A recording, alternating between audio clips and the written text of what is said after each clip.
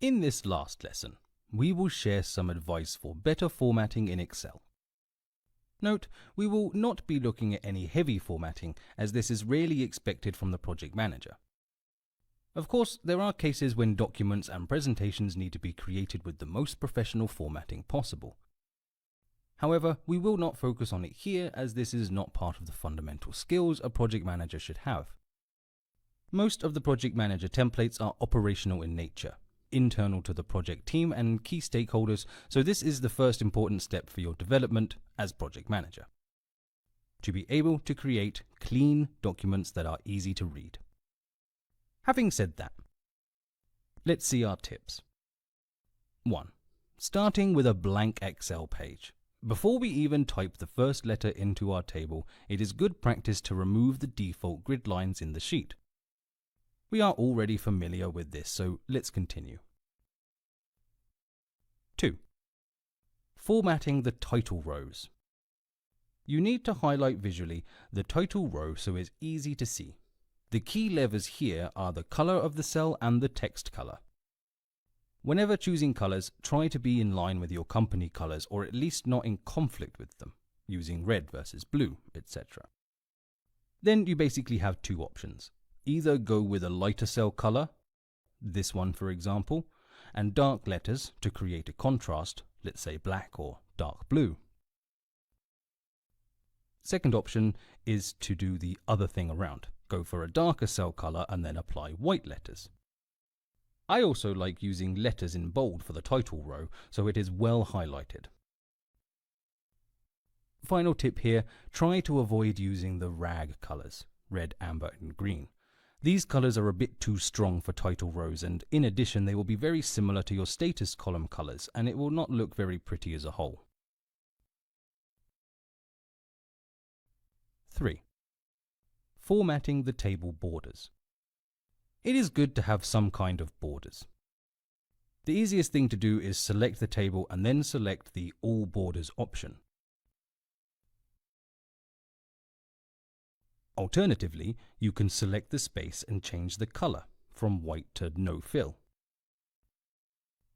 The default Excel grid lines appear. Another option is to use only the horizontal borders. To do that, we select the first row and add a bottom border from the Borders menu. Then we select this entire row and click on the Format Painter. This function copies only the cells formatting, the way they look. Finally, we select the remaining part of the table for which we want to adopt the given formatting. Excel applies the same formatting to the rest. Great, thanks Excel. 4. Text alignment. We need to think how to position the text in each cell. This usually is either to the left or in the middle. We easily do that by clicking on a column and choosing from the Home tab the alignment. But how do we choose the alignment for the various contents? Our tip is the following. For columns where the data is short and standardized in terms of characters, such as status, date, completion percentage, we would want to go for center alignment. The contents have the same structure and are usually short. For columns that include more characters, on the other hand, we suggest using the alignment to the left. These would be task names, descriptions, comments, etc. No matter what you choose, however, make sure it is the same alignment for each column.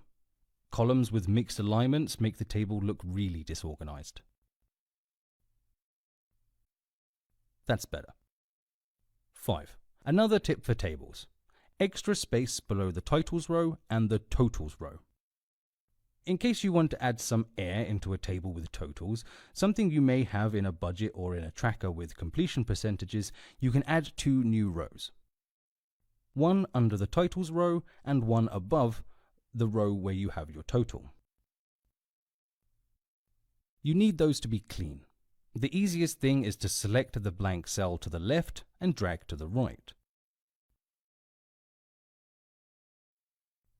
Lastly, select the two rows together by holding the Control button while selecting. And then reduce the height of one of them. Excel will perform the same adjustment in the height of the other row too. That creates some free space. which some people may find visually appealing. Finally, if you do not like creating a table manually, you can always use the default Microsoft Excel table designs. To do that, select the contents of your table, go to the Insert tab and click on Table.